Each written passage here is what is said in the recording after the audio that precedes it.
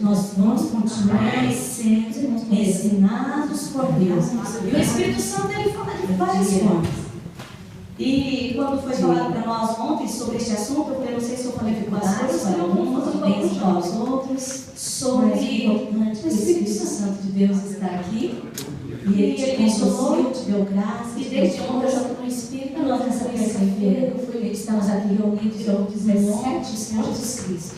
Se fosse para fazer um tema para cada assunto, é colocar o Espírito Santo e a criação, partilhar com os irmãos, o Espírito Santo, no Velho Testamento, e eu sei na vida dos profetas, na vida dos reis, na vida dos sacerdotes. E se fosse no Novo Testamento, o Espírito Santo é o nosso querer, é a vontade do Novo Testamento.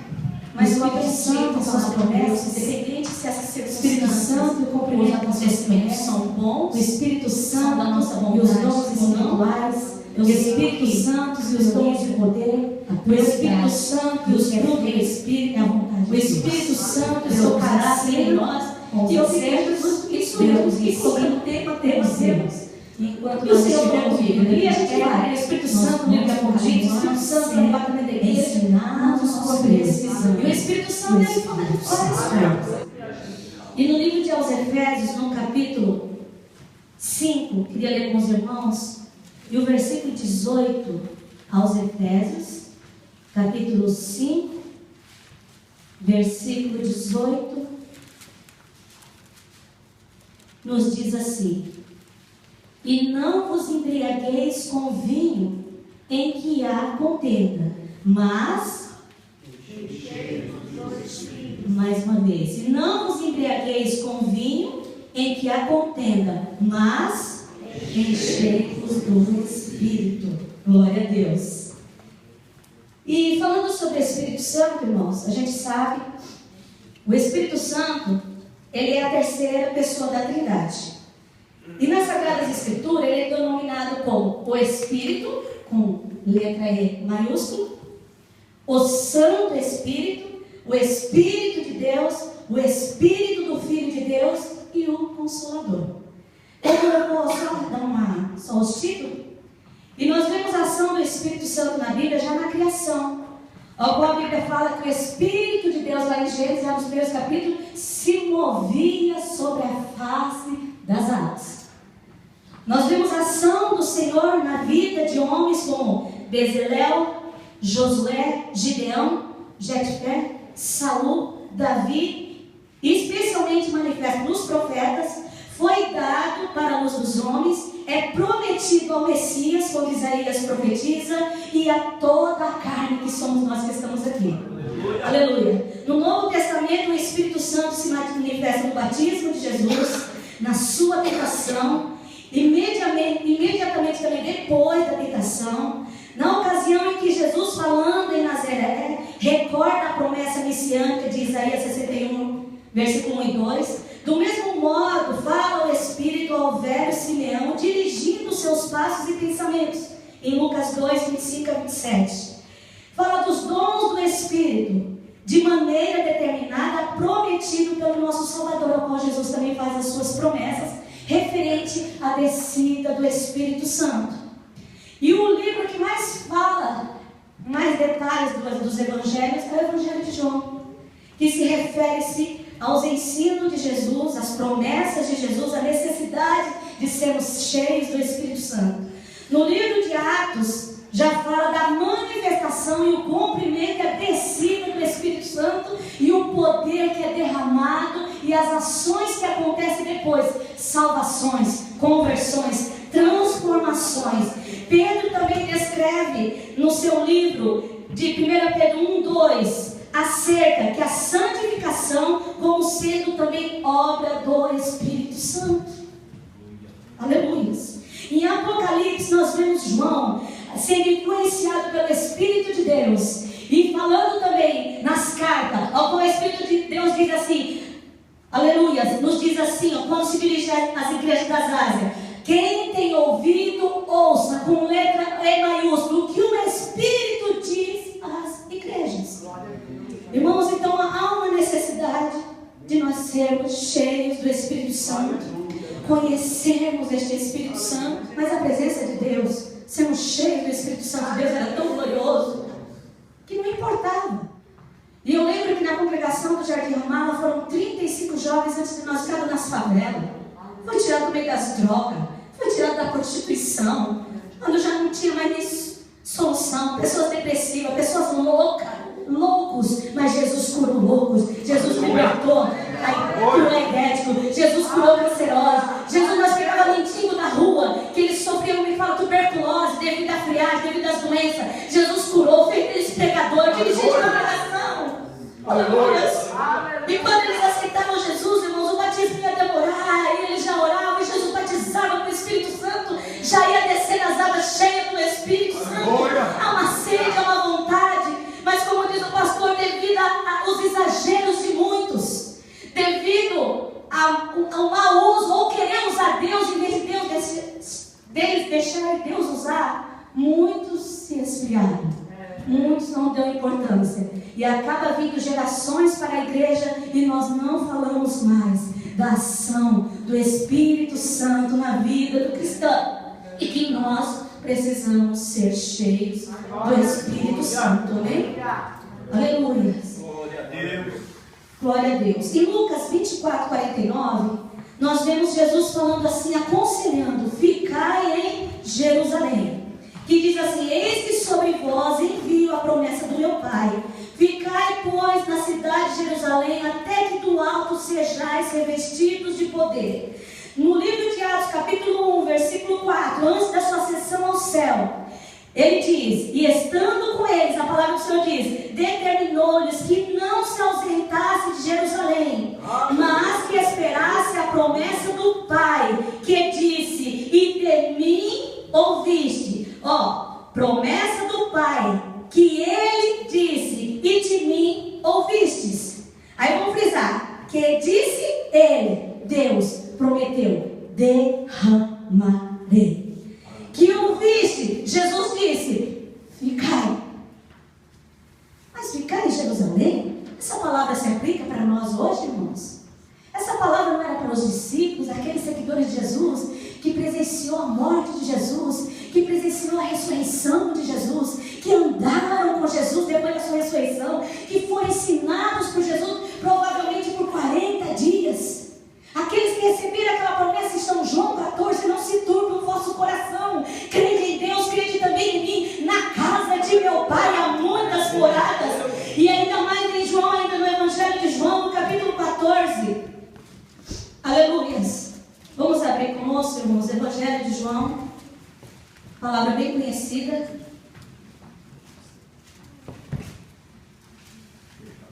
Aleluias. Aí lá vem no 15, Jesus dizendo: se me amardes, guardarei os meus mandamentos, e eu rogarei ao Pai, e Ele vos dará outro Consolador para que fique convosco para sempre. O Espírito da verdade que o mundo não pode receber, porque não vê nem o conhece, mas vós os conheceis, porque habita convosco e estará em vós. Aleluia. Essa promessa foi só para eles. Não, irmão. Essa promessa é para nós. Ela nos alcançou. Ainda que você fale assim, mas eu acho que eu não preciso do Espírito Santo. Eu não preciso. Você precisa, porque isso é promessa do Senhor. E é ficar em Jerusalém, é ficar na presença de Deus, é conhecer a sua vontade. Mas como conhecer?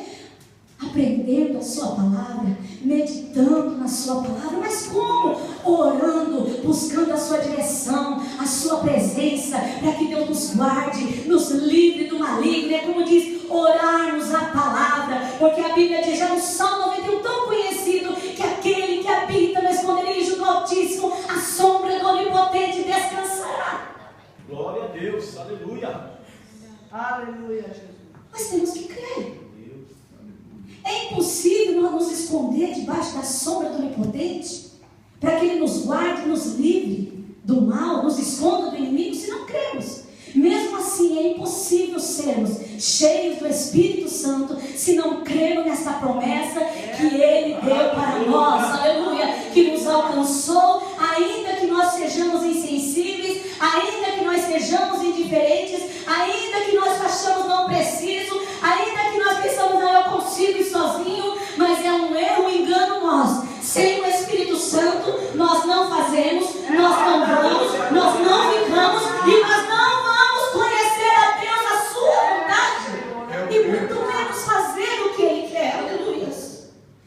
Glória a Deus. No Velho Testamento, no livro de Números 23:11, nós temos essa promessa. Por isso precisamos crer. Deus é o homem para que minta, irmãos. Deus é como um homem que se arrepende.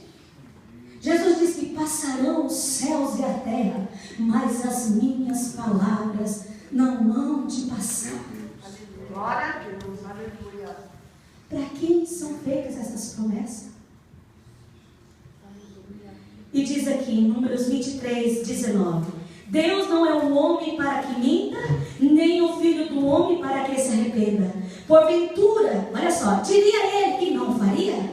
Ou falaria e não confirmaria? Se você não recebeu essa promessa, ele está confirmando nessa noite.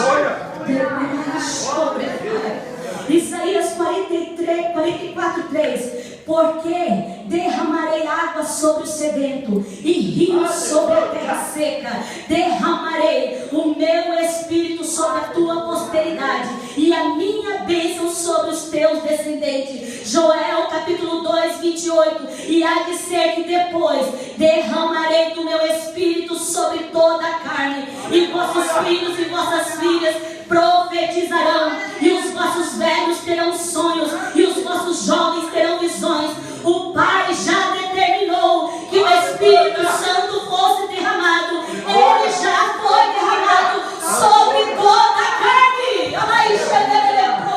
Vemos ele sendo derramado no Velho Testamento, vemos ele sendo derramado no Novo Testamento, e nós vemos ele sendo derramado na nossa geração, na nossa vida com Cristo, aqui na face da terra. Não sejamos insensíveis, não tampemos os nossos olhos, muito menos nossos ouvidos e nossa boca para clamar: Senhor, me batiza com o Espírito Santo. Senhor, me renova com o teu Espírito Santo. Senhor, eu preciso ser cheio do Espírito Santo.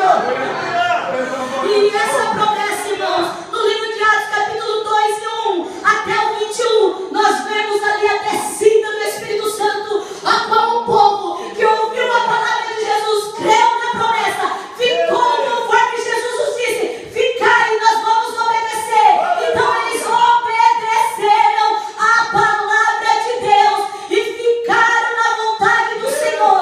E diz a palavra de Deus que Deus desce. O Espírito Santo. O Espírito Santo é Deus. Mas enquanto nós falamos, irmãos, do Espírito Santo, ele está aqui. Quem é o Espírito Santo? Deus. Quem é o Espírito Santo? É Jesus. São João 14. Jesus disse: eu não vos deixarei parar. Eu rogarei ao Pai e vos enviarei o Consolador. Quem é rogar, irmão? Será que Jesus chegou assim: Pai, estou aqui, cheguei. Venci o mundo, está consumado. Pode? Ó, Pai. Agora vai no nome do Espírito Santo, Pai, para eles não ficar sozinhos. Eu prometi. Não, a Bíblia fala que Jesus rogou. Jesus clamou. E quando se fala de rogo, não é muito mais que um clamor, uma oração. É um derramamento, é um quebrantamento, é um ajoelho, é deitado, é arrastado. Não estou aguentando mais, mas eu estou aqui, Pai. Diz os estudiosos que foram 10 dias. Quando Jesus subiu aos céus, até vir o derramamento do Espírito Santo. Não sabemos, mas vamos pensar: um dia Jesus rogando, 2 dias Jesus rogando, 3 dias Jesus rogando: Pai, eu prometi o Espírito Santo, eu disse que eles não iam ficar órfãos. Pai, envia o Espírito Santo. Pai, passa mais 3 dias, 4 dias, Jesus, Pai!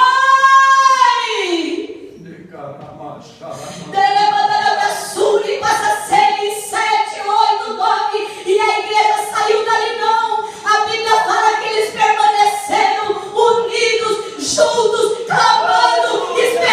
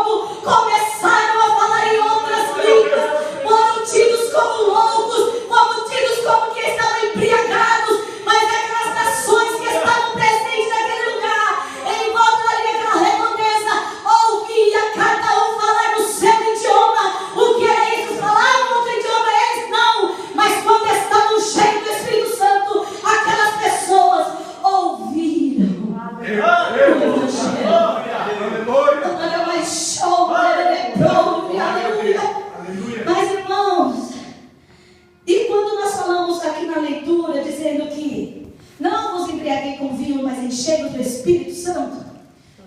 Esse embriagar literalmente não quer dizer, irmãos, encher de pinga, saque, bebida, mas é nos encher às vezes do nosso eu, da nossa razão.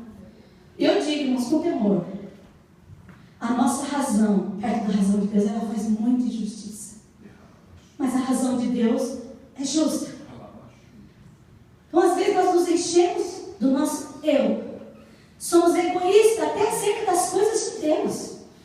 E como disse o estudo que nós tivemos esses dias sobre o treinamento do departamento infantil, isso não é nosso, é de Deus. É, Jesus. São todas coisas, irmãos. Se a gente fosse falar, é dias que nos faz perder essa graça, dessa comunhão, que gera contenda. São tantas coisinhas, são coisas, às vezes, ele fala, não, isso é justo, não, eu estou falando porque é verdade. Mas está gerando contenda. Então isso não serve para nós. Por mais que eu tenha razão, mas se está gerando contenda, eu tenho que me calar e me encher do Espírito. Aleluia, glória a Deus. Porque o Espírito Santo, irmãos, você não vai achar na Bíblia que ele gerou contenda. Que ele fez contenda. Nós não vamos achar referências bíblicas que nos apoiam a nós gerarmos contenda. Então não vou entrar em detalhe, que é isso aí, pastor. Então que Deus possa nos guardar e nos encher do Espírito. E falando que encher, se fala do espaço. Se há um espaço e tem que se encher, mas não de contenda, mas se encher do Espírito de Deus, então, se é encher, tem que tomar todo o espaço. Aleluia. Aleluia. Não tem que sobrar um espaço, olha, Espírito Santo, enche, mas só vem até aqui, ó. Pra cá não. Não, outro quer na mão não, na boca não, na mente não. Não, mas Jesus quer tomar todo o espaço. Aleluia, glória a Deus. Tem como Aleluia. Aleluia. Irmã. Aleluia. Mateus 12, 43 até o 45, Jesus fala sobre uma casa vazia. Então vamos mudar esse nome, espaço vazio. E os irmãos que são leitores da Bíblia sabem o que acontece, o que Jesus está ensinando naquele momento. Ele está se referindo a nós como casa. E se o inimigo sai, ele resolve voltar e diz que ele fica ao redor, mas se ele percebe que a casa está vazia, ele entra e traz consigo mais 7. Meu Deus. Agora, como que nós podemos impedir que o inimigo entre nesta casa, neste espaço, que biblicamente este espaço não é um lugar qualquer, é templo do Espírito Santo. Você é templo do Espírito Santo. Eu sou o templo do Espírito Santo. Estas crianças, desde o menor ao maior, é templo do Espírito Santo. Se ele vem com as suas dificuldades, com as suas artimanhas, mas ele chega e o templo que é de Deus, o espaço que é de Deus, está preenchido com o que é de Deus. O inimigo não vai entrar, o inimigo não vai causar prejuízo, o inimigo não vai te vencer, ele vai bater em retirada, porque a palavra de Deus diz: resistir o diabo e ele fugirá de vós. Aleluia! Ele só foge, irmão, se nós estivermos cheios do Espírito Santo. Se nós não estivermos cheios do Espírito Santo, ele não foge. Agora olha só, a Bíblia nos ensina umas principais condições exigidas pelas Escrituras que o crente seja cheio do poder do Espírito de Deus. Só que essas exigências dizem assim: não. Aí eu escrevi algumas, mas deve ter mais, irmãos, com certeza. Efésios 4:30, e também tem um exemplo em Isaías 63:10, diz: não entristeçais o Espírito Santo. Atos 5:3 também diz: não mintais ao Espírito Santo. Aos Hebreus 10:29 também tem uma advertência: não insulteis o Espírito Santo. Atos 7:51 nos diz: não resistais ao Espírito Santo. 1 Tessalonicenses capítulo 5:19, não extinguais o Espírito Santo. Mateus 12:31 a 32, não blasfemeis contra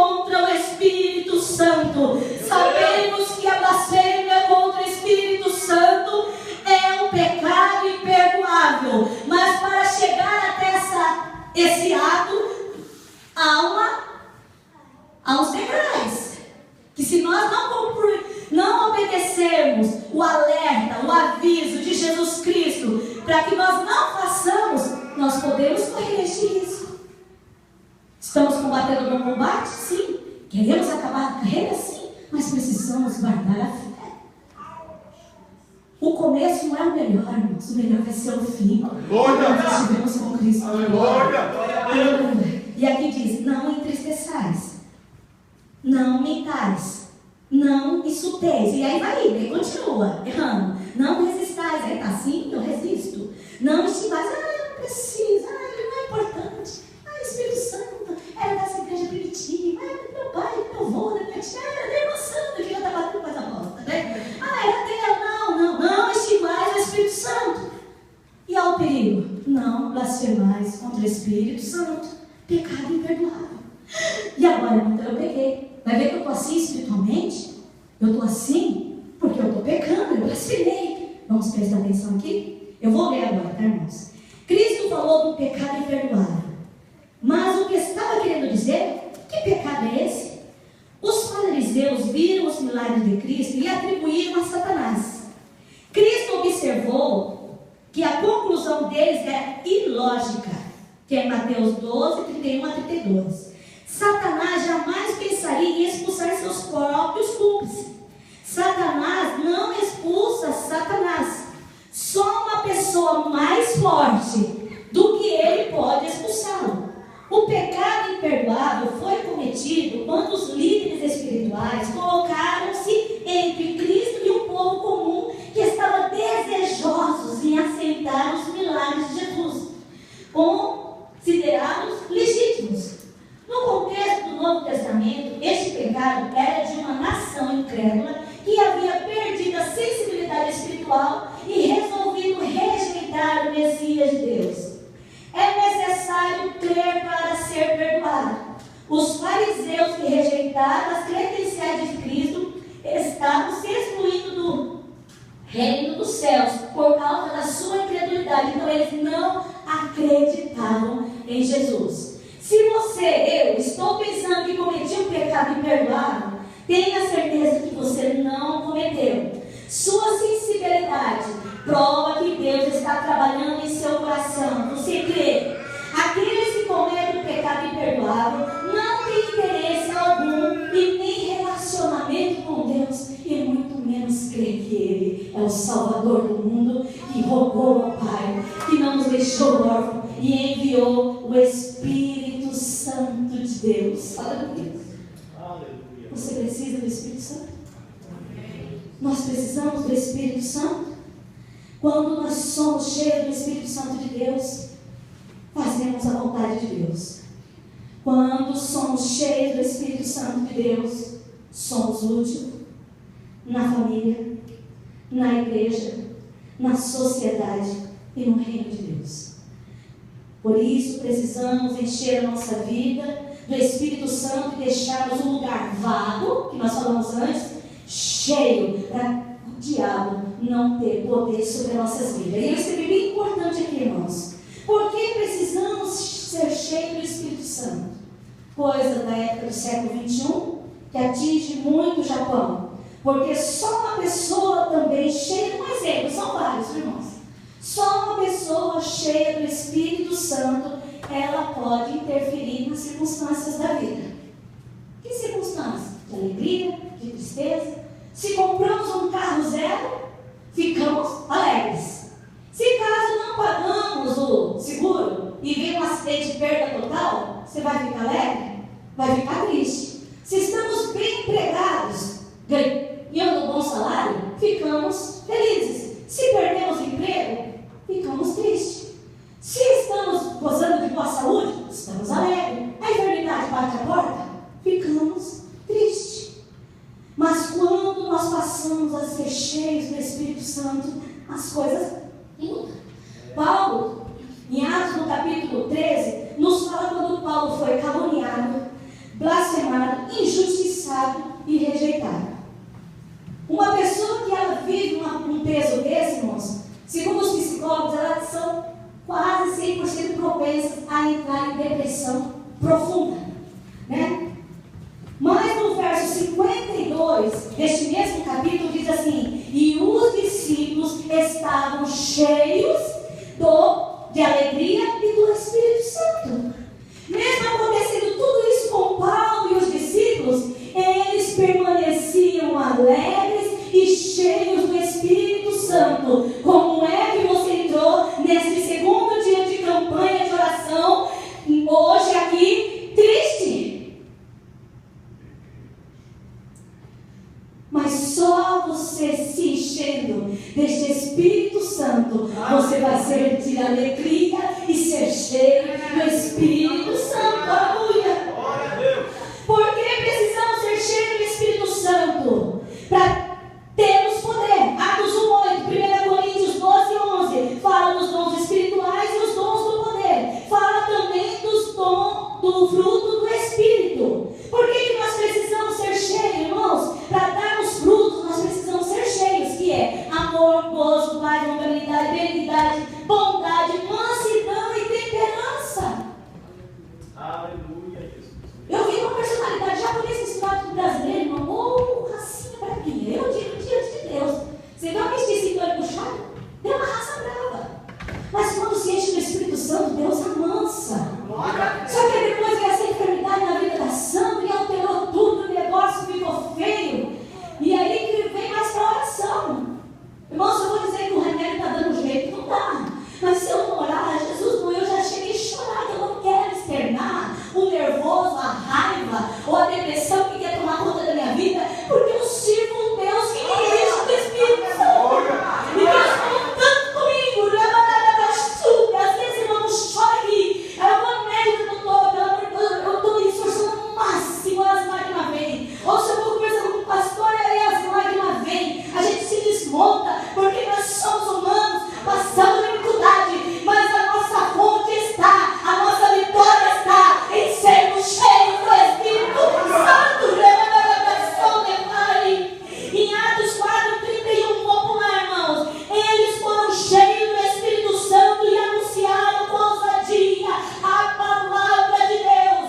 Atos 4:33 para encerrar. E todos eles, na última parte deste versículo, havia abundante graça. Aleluia! E o que é abundante graça, irmãos? Eles passavam por dificuldade, eles eram caluniados, injuriados, injustiçados, não vestiam, não comiam direito, não dormiam direito, não viviam, não tinham perseguido. Mas a palavra de Deus nos diz em Atos 4:33 que eles eram cheios do Espírito Santo e todos eles havia abundante graça. Graça, irmãos, o que é essa abundante graça? Nós sabemos que graça é um favor benevolente, espontâneo, imerecido da parte de Deus para com os homens. E do que quer dizer isso? Se é de Deus, eles revelavam Deus para a humanidade. E é isso que Deus quer que nós sejamos.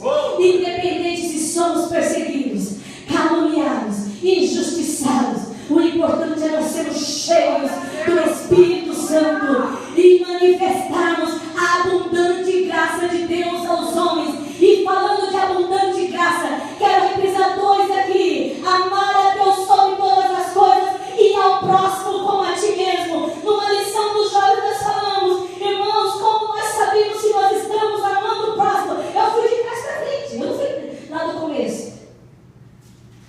É quando nós amamos a nós mesmos. Se nós nos amamos, nós cuidamos desse templo, que é do Espírito Santo. Se ele é templo, nós cuidamos da saúde física também. Porque se nós não amamos a nós mesmos, nós vamos amar o próximo. Mas será que eu amo a Deus? Vamos pensar. Você ama o próximo? Aquele que está mais perto de você? Sua família? É campanha para a família, irmãos. E às vezes é na família que as palavras mais duras, mais agressivas, que nós externamos. Vamos chegando em casa, um já segura o escudo, o outro põe o capacete, o outro já vem com a espada, aí já lá da porta, quando abre, um já se defende, o outro atira primeiro, não sei quem mais rápido. Precisamos ser cheios do Espírito Santo. para que aquela mulher virtuosa que a Bíblia fala, faça de nós aqui umas mulheres virtuosas. Para que nós sejamos exemplos para as mais novas. Jovens, deixa eu ler versículo essa semana, não sei se alguém leu, meditou. Jovens, sois fortes, já venceste o maligno. Meu Espírito, tome posse dessa promessa. A inversão de valores é grande lá fora. E se nós não tomarmos cuidado, ela está querendo tomar conta das nossas famílias, porque não até onde congregamos. Vamos tomar posse das promessas de Deus. Se a Bíblia fala que o jovem é forte, jovem seja forte em nome de Jesus.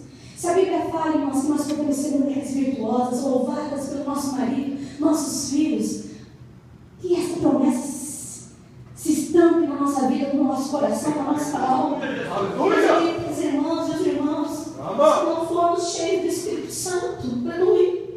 Uma pessoa cheia do Espírito Santo, ela também é doadora, irmãos. E dá um exemplo da igreja de Macedônia, mesmo se não pobre, ela dividia aquilo que ela tinha para ajudar a sustentar a obra de Deus em outras igrejas. Se temos um, temos dois, vamos dar um. Irmão, nós vemos aqui pessoas que têm dinheiro de conta de banco para comprar um carro zero. E ainda diz, boca cheia, eu tenho um carro zero, eu tenho uma casa própria, estou brincando no Japão. Mas nem para dar com ele, irmãos, para cooperar na obra do Senhor. Não dá. Eu estou dizendo isso que eu presenciei. Mas nós, irmãos, que estamos passando dificuldade, perdendo dinheiro para ir um jovem, não temos dinheiro para contribuir. Que Deus nos guarde, que Deus nos ajude, porque um dos sinais que nós estamos cheios da abundante graça de Deus é quando nós nos doamos para a obra de Deus. Se seja em trabalho, se seja em dinheiro, não importa, mas que nós façamos alguma coisa enquanto estamos vivos. Irmãos, a idade passa rápido. Eu falei com uma jovem irmã, eu estou com 45 anos, já servi a Deus, se eu fizer as contas 25, mas eu não sei se eu vou viver 25. Eu estou correndo porque eu quero fazer alguma coisa para o meu Deus. Irmãos, não é porque queremos aparecer, é porque a abundante graça é promessa do Senhor para aqueles que se enchem e querem ser cheios do Espírito Santo. Aí eu falei, há tantos anos atrás, eu não me acostumei a falar em língua. Não se conforme, não é língua de Deus que eu sou cheio. Não, é sinal que você está na presença de Deus. Aí você tem que guardar esse poder, essa graça. Porque a Bíblia fala que aquele que fala em línguas edifica a si mesmo.